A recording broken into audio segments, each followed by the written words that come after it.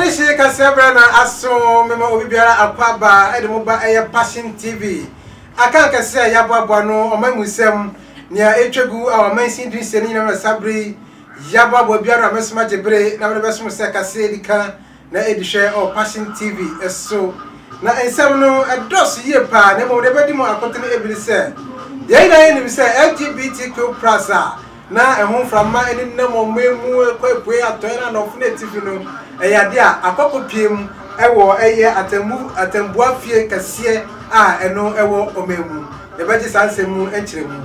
saranso ana Ghana mampeni His Excellency Nana Adoda Kwa Akufo-Addo enei wa kasa ye pa no de futusem etimi ede akwama eye ebibrimu aman no enyina efasikasem ehun weni ensem ne afufro bia yabobwa no na mesoma jebre na me baba sum se akan kase a edika na edihwe e Passion TV eso midin Nana Akwesi Jima me yetwa hu na tew na yaba bidi munchire bi na baba sum me basisi ha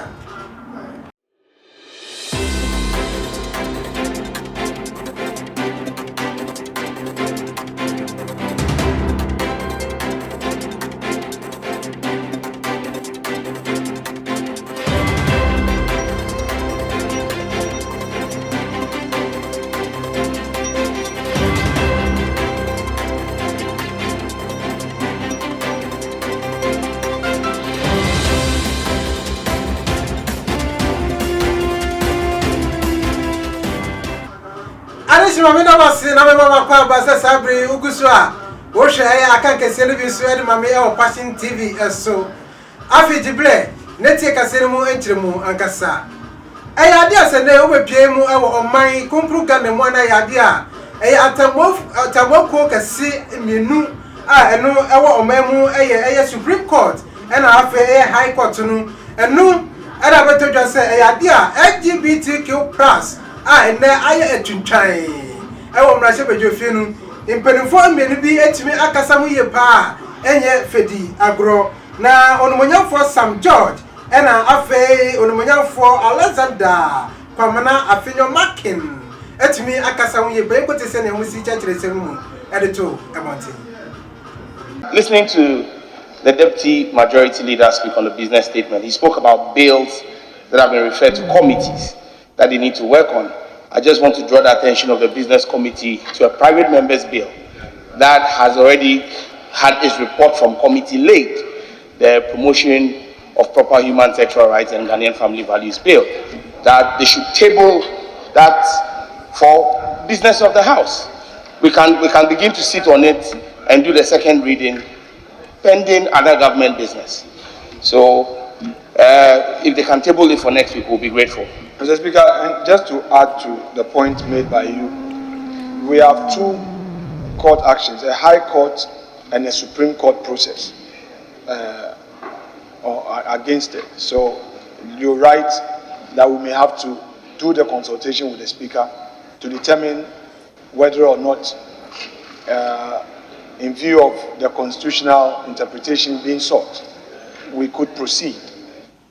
and all that. So, honorable member who inquired, that is what we have as the latest development. And like I assured you, Mr. Speaker said, we would engage to determine so that we do not render any outcome of the decision odious or find ourselves in a clash with the judiciary. So we will discuss.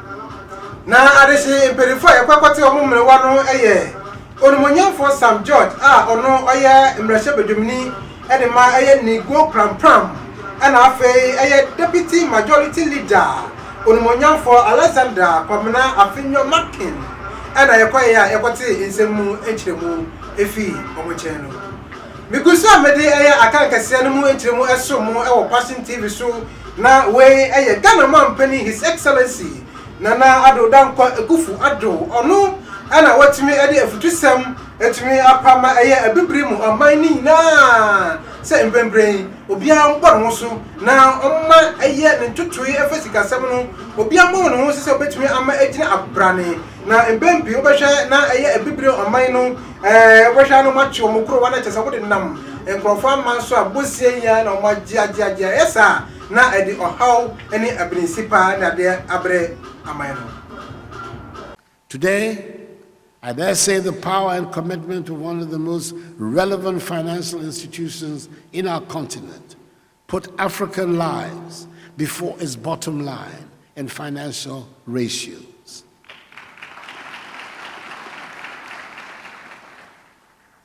Again, I dare say the ravages COVID-19, which brought us together in the face of rising vaccine nationalism, made us discover how important Afro-Exim Bank was to us as a continent and as a people with the same and common history.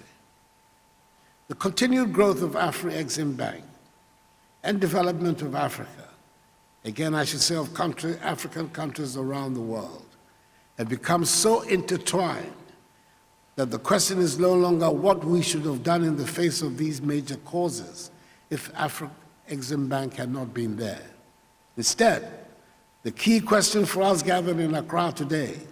is what should we be doing for Afro-Exim Bank to enable it serve us even better and to help us navigate the challenges associated with the stickiness of the colonial development model of resource and extraction, globalization, and heightening geopolitical risks, which are likely to persist in the medium and long term. And here, I'd like to wear my hat of champion of the African Union financial institutions. But before I share my reflections on perspectives on the way forward in that capacity, I'd like to make one general assessment. In the past, we have created highly promising just to abandon them before they could even stand on their own, let alone grow into global financial institutions. The reality is that unless we have strong financial institutions, we are not going to develop. As we've learned over the past decades, relying on foreign capital is both risky and costly. It has resulted in huge financial leakages through the high costs of default-driven borrowing rates and interest payments, and undermined the growth of our financial institutions, domestic resource mobilization, and private sector development through cost of funds. The ownership of our financial institutions should be strengthened over time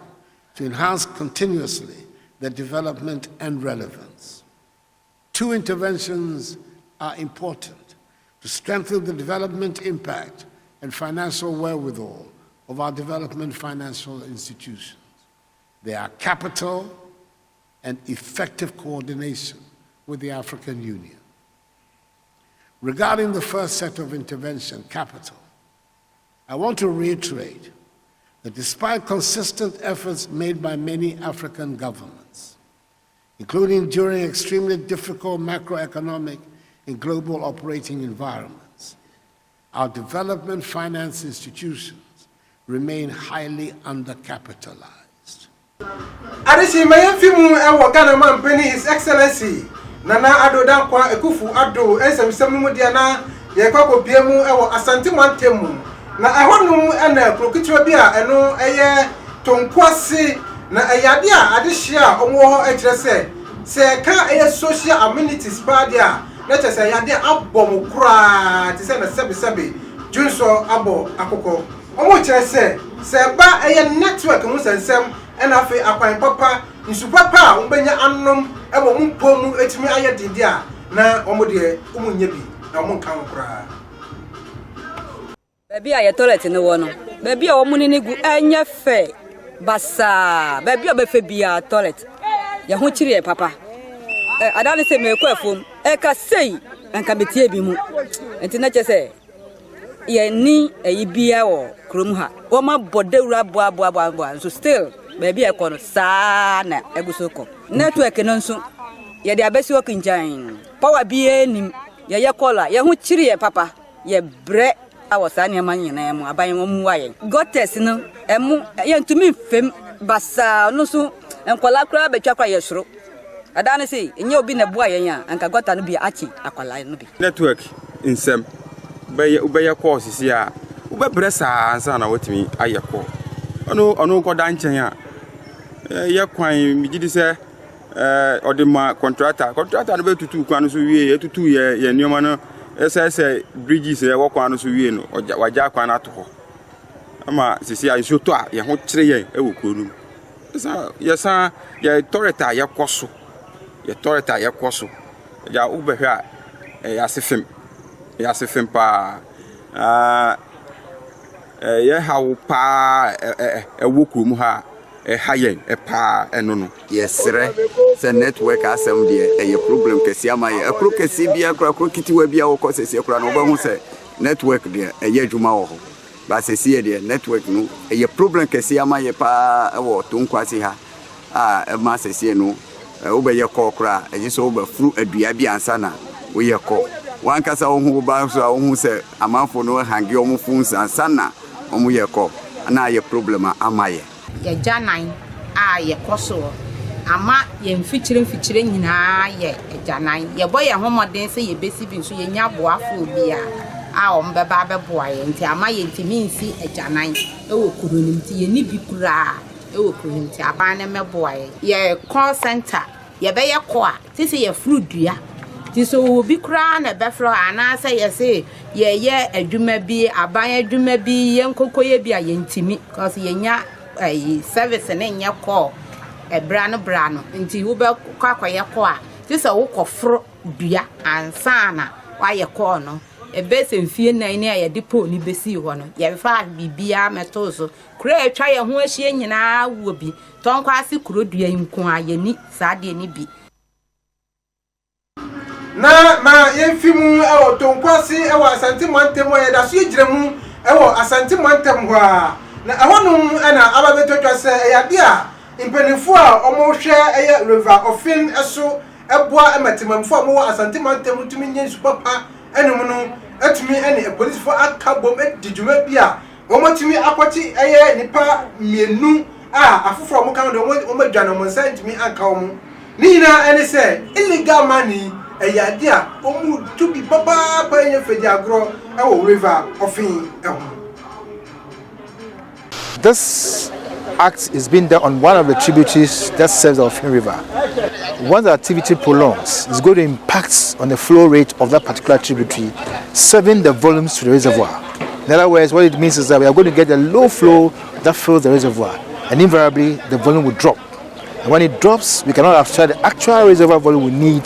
to treat to supply the people of Kumasi. So we think that this activity should be immediately halted before it impacts negatively on our total production of services to the place, notwithstanding the quality of the water that would even destroy spoil. If it gets so bad, it means that by cost-wise, our cost margin of operation is going to also go high, which we think that is not warranted over at that particular area at all. Yes, because at least we need to home to money some petty things we want to. Na yebejina illegal Galamseyers in some su na mede akan kase a mede beso mo Passion TV so no mede ni na esi amamu na isam no nadimu akotene ebini se LGBTQ+ ehun sam eni nam omamu a yehu babia ni stina bia eda no ayade a mrasha bedwomfo mienu atimi akasa ho yire ye pa omo kire se Supreme Court and High Court omamu omaji asem na omuguso a omo yemu ehwehwemu